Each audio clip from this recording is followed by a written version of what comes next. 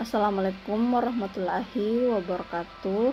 Perkenalkan, nama saya Nindya Widiastri dengan NIM 225790002 dari Prodi Perdagangan Internasional. Nah, kali ini saya akan membahas materi mengenai distribusi kekayaan yang adil, menerapkan prinsip ekonomi sosialis untuk mengatasi ketimpangan dan kemiskinan.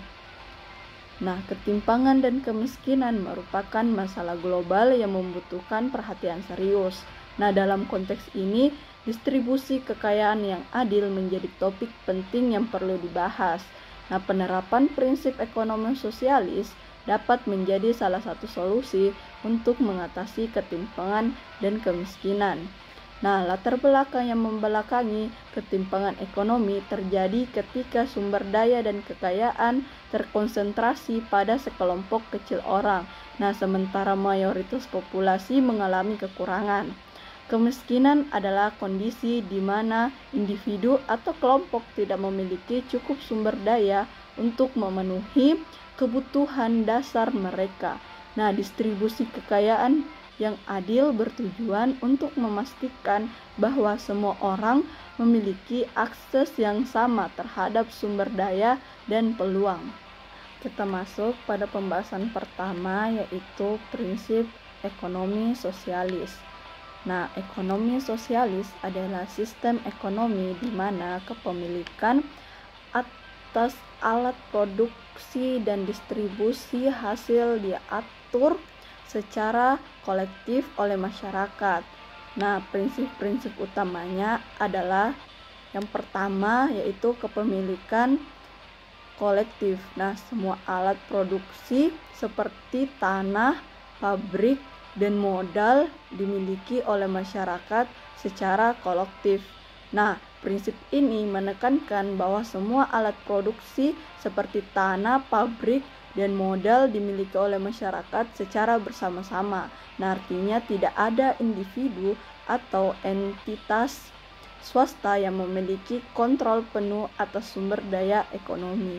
Nah, tujuannya itu untuk menghilangkan ketidaksetaraan ekonomi yang mungkin timbul akibat kepemilikan privat. Yang kedua, ada distribusi berdasarkan kebutuhan. Nah, kekayaan didistribusikan berdasarkan kebutuhan individu, bukan kemampuan mereka untuk membayar.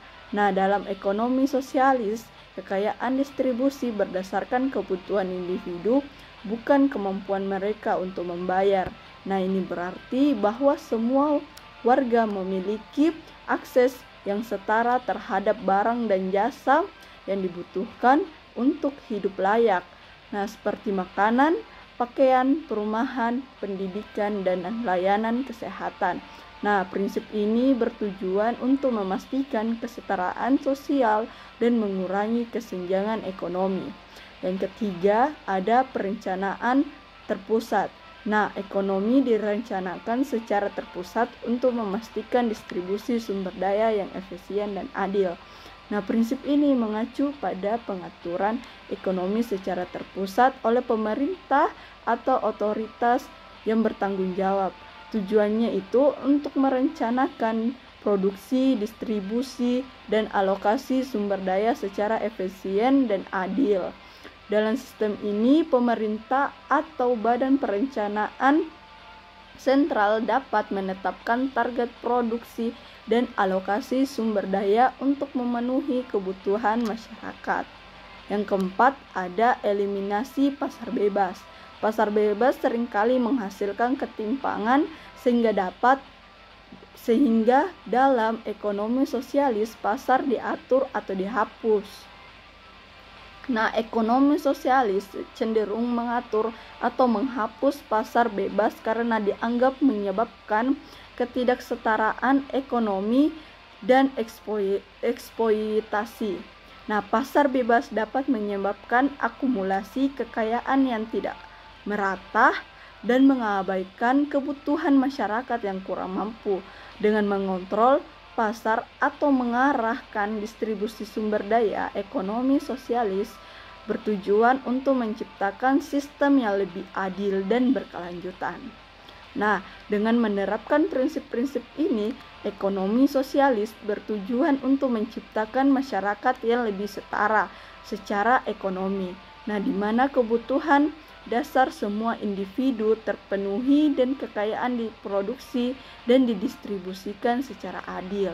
Namun, implementasi prinsip-prinsip ini dapat bervariasi tergantung pada konteks politik, sosial, dan ekonomi dari masing-masing negara atau wilayah. Nah, selain prinsip-prinsip ini, ekonomi sosialis juga seringkali menekankan nilai-nilai solidaritas, keadilan sosial, serta peningkatan kesejahteraan kolektif daripada akumulasi kekayaan individual. Nah, meskipun prinsip-prinsip ini memberikan landasan yang kuat bagi pembangunan sistem ekonomi sosialis, implementasinya seringkali kompleks dan dapat menimbulkan tantangan tertentu, seperti masalah efisiensi dalam alokasi sumber daya. Nah, kurangnya intensif individu untuk meningkatkan produktivitas serta potensi penyalahgunaan kekuasaan oleh pihak yang berwenang. Pembahasan kedua yaitu implementasi prinsip ekonomi sosialis. Nah, implementasi prinsip ekonomi sosialis dapat dilakukan melalui berbagai langkah konkret yang dirancang untuk mencapai tujuan-tujuan sosialisasi dalam sistem ekonomi sebuah negara. Nah, berikut ada penjelasan lebih panjang mengenai beberapa langkah implementasi prinsip-prinsip ekonomi sosialis. Yang pertama ada reformasi agraria. Nah, langkah pertama yang sering diambil dalam implementasi ekonomi sosialis adalah melakukan reformasi agraria.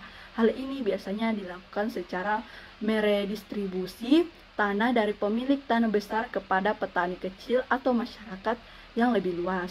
Nah, tujuan dari reformasi agraria ini adalah untuk mengurangi ketimpangan dalam kepemilikan tanah, meningkatkan kesejahteraan petani kecil, dan meningkatkan produksi pertanian secara keseluruhan. Yang kedua, ada kepemilikan negara atas industri kunci.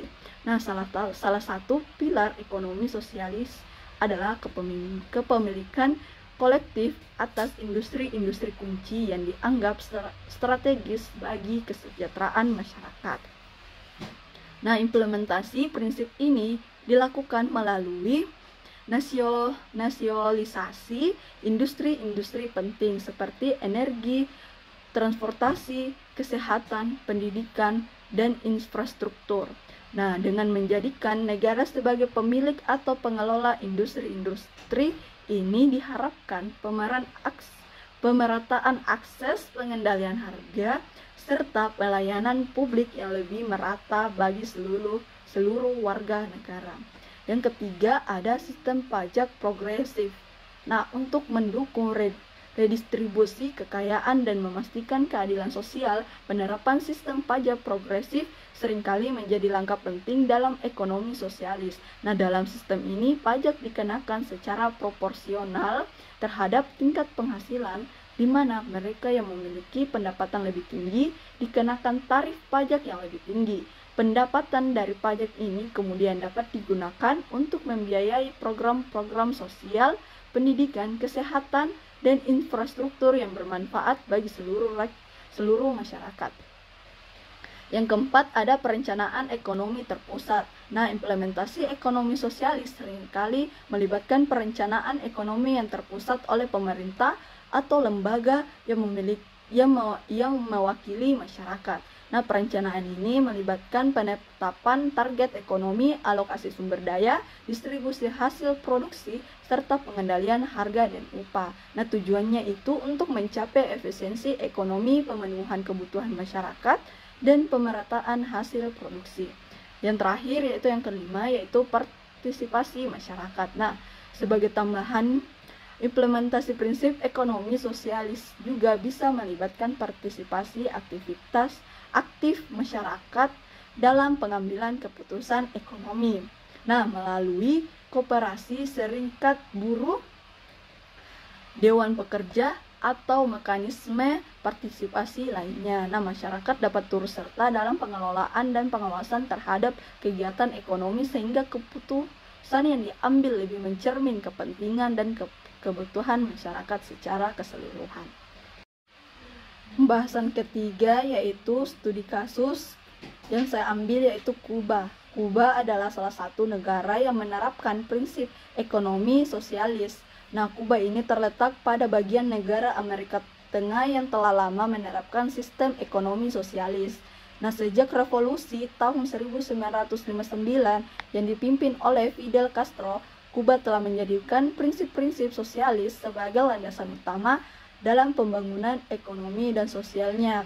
Nah, meskipun menghadapi berbagai tantangan ekonomi dan politik, Kuba berhasil mencapai beberapa indikator sosial yang lebih positif yang mencerminkan keberhasilan dalam menerapkan prinsip-prinsip ekonomi sosialis. Yang pertama ada pendidikan. Nah, Kuba ini telah dikenal dengan sistem pendidikan yang gratis dan berkualitas untuk semua warganya. Nah, pendidikan dasar dan menengah di Kuba dijamin oleh pemerintah sehingga semua anak-anak memiliki akses yang sama terhadap pendidikan. Nah, program pendidikan di Kuba juga menekankan pemberdayaan masyarakat dan kesetaraan gender. Nah, tingkat melek huruf di Kuba termasuk yang tinggi di Amerika Latin dan negara ini telah mencapai banyak kemajuan dalam bidang pendidikan. Yang kedua ada kesehatan. Nah, Kuba juga dikenal dengan sistem kesehatan yang gratis dan berkualitas tinggi. Sistem kesehatan di Kuba memberikan akses penuh kepada seluruh warga tanpa biaya tambahan. Nah, negara ini memiliki tingkat harapan hidup yang tinggi dan angka kematian bayi yang rendah. Selain itu, Kuba juga dikenal dengan program-program kesehatan masyarakat yang sukses seperti program imunisasi dan pencegahan penyakit menular. Ketiga, pekerjaan. Nah, Kuba memiliki tingkat pengangguran yang relatif rendah dan sistem jaminan kerja yang kuat.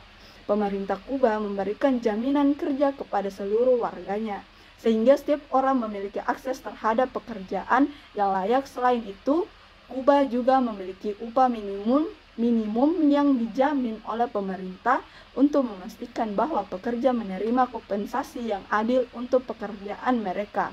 Nah, meskipun Kuba telah mencapai beberapa indikator sosial yang positif melalui penerapan prinsip ekonomi sosialis, negara ini juga menghadapi berbagai tantangan seperti sanksi ekonomi yang diberlakukan oleh Amerika Serikat telah memberikan tekanan tambahan terhadap ekonomi Kuba. Selain itu, kurangnya investasi asing, kurangnya inovasi ekonomi dan birokrasi yang kompleks juga menjadi hambatan bagi pembangunan ekonomi Kuba.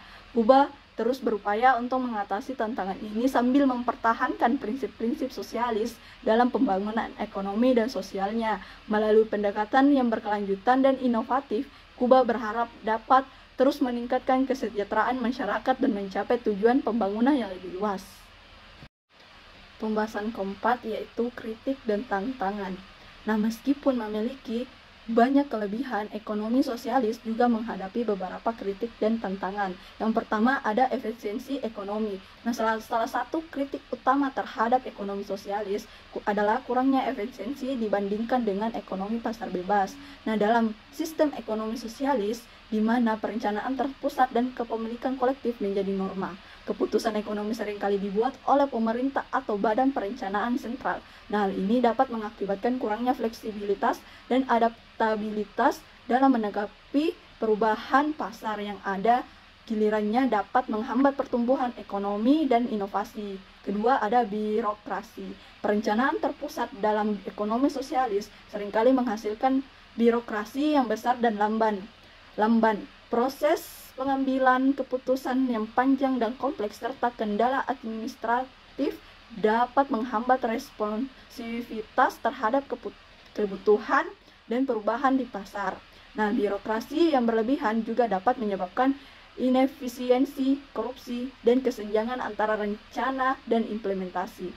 Ketiga, ada motivasi individu. Nah, dalam ekonomi sosialis, di mana distribusi kekayaan didasarkan pada kebutuhan individu daripada kemampuan mereka untuk membayar. Ada kekhawatiran bahwa kurangnya intensif ekonomi dapat mengurangi motivasi individu untuk bekerja lebih keras dan inovatif. Tanpa dorongan material yang cukup, individu mungkin kehilangan minat dalam meningkatkan produktivitas mereka. yang dapat menghambat pertumbuhan ekonomi dan kemajuan teknologi. Nah, meskipun kritik dan tantangan ini memberikan wawasan yang berharga tentang kelemahan ekonomi sosialis, penting untuk diingat bahwa implementasi yang baik dan adaptasi terhadap kondisi kontekstual dapat membantu mengatasi beberapa dari masalah ini. Selain itu, beberapa sistem ekonomi sosialis telah berhasil mengintegrasikan elemen pasar atau menciptakan mekanisme intensif yang sesuai untuk mempromosikan efisiensi dan inovasi. Oleh karena itu, penilaian terhadap ekonomi sosialis harus mempertimbangkan kompleksitas dan dinamika sistem tersebut dalam praktiknya. Nah, sekian dari materi yang dapat saya sampaikan. Wassalamualaikum warahmatullahi wabarakatuh.